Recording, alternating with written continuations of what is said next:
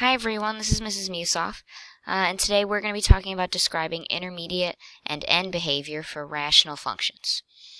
Alright, now intermediate and end behavior are going to come from our asymptotes. And so specifically, intermediate behavior is just describing what's happening at the vertical asymptotes, meaning what's happening just to the left of it and what's happening just to the right. And so, for example, if there's a vertical asymptote at x equals a, where a is some number, then we would describe the intermediate behavior as, we'd say as x approaches a, and then that little minus sign where the exponent would normally be, that symbol means from the left. So this is saying as x approaches a from the left side, what is y doing, right? What's f of x approaching? And so we're going to go to just to the left of our vertical asymptote, and we're going to follow that piece of the graph. And wherever it's headed, that's what we would fill in the blank with. Right, and that's the left side. We want to do the right side also, so we're going to say as x approaches a from the right side, so that little plus sign means from the right. Once again, we want to know what y is approaching, so what f of x is going to approach. Okay, that's going to be the newest part, intermediate behavior, because we haven't really talked much about that. End behavior, on the other hand, we have talked about, and that should come from our horizontal asymptote.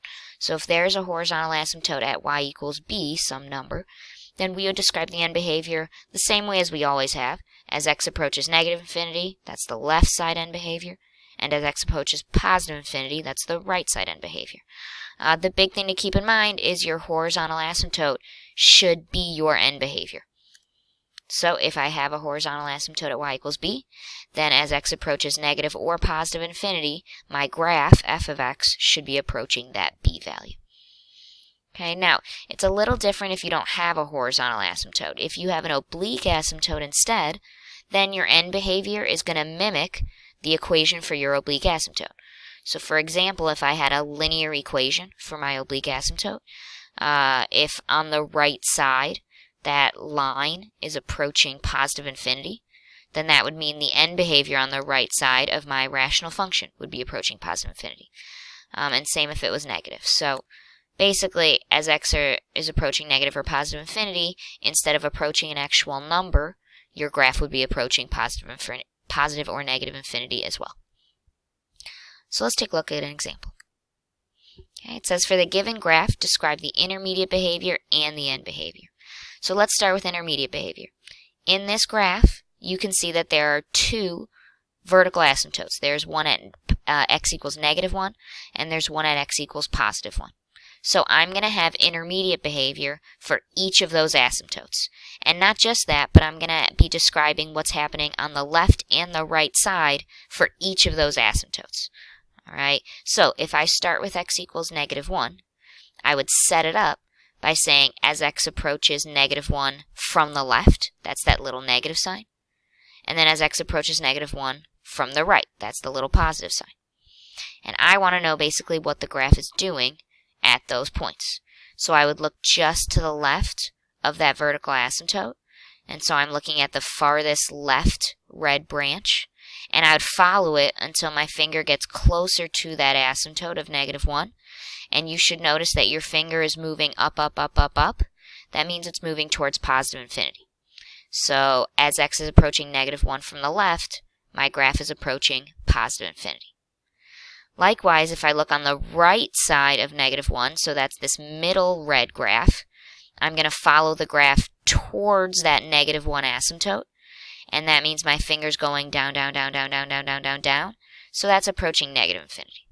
So your first set of intermediate behavior would look like this. As x approaches negative 1 from the left, f of x is approaching positive infinity, because just to the left of this asymptote, my graph is going up.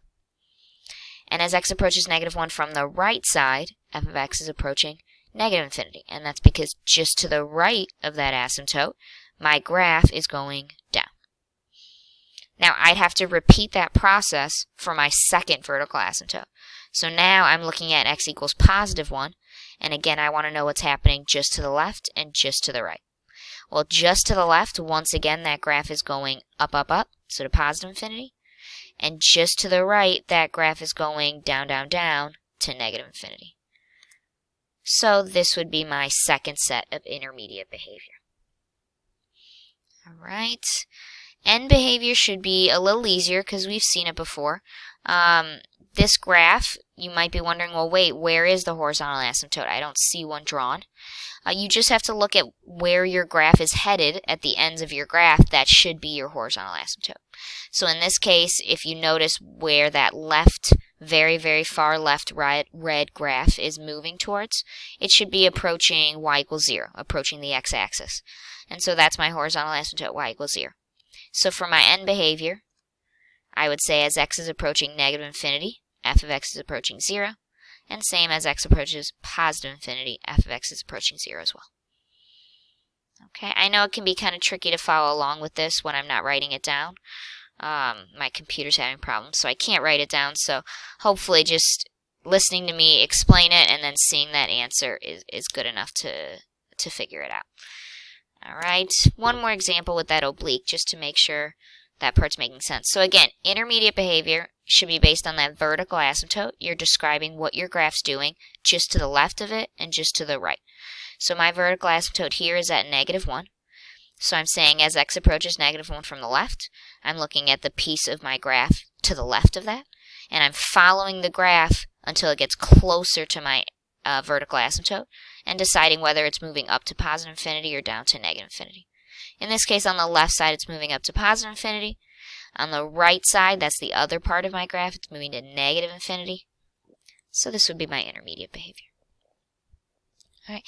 For my end behavior in this problem, because I have an oblique asymptote, it's not approaching an actual number. Instead, it's just approaching the end behavior of the line y equals x minus 2.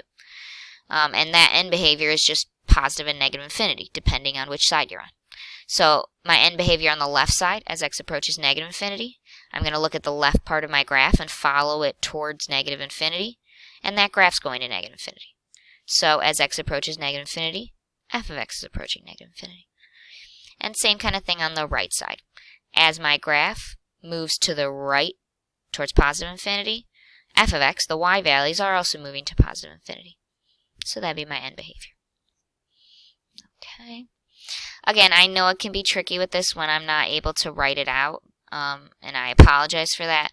Hopefully, you're able to kind of follow my steps anyway, and especially hopefully being able to work with other people. You guys can help each other to ensure that we're getting this behavior part down pat.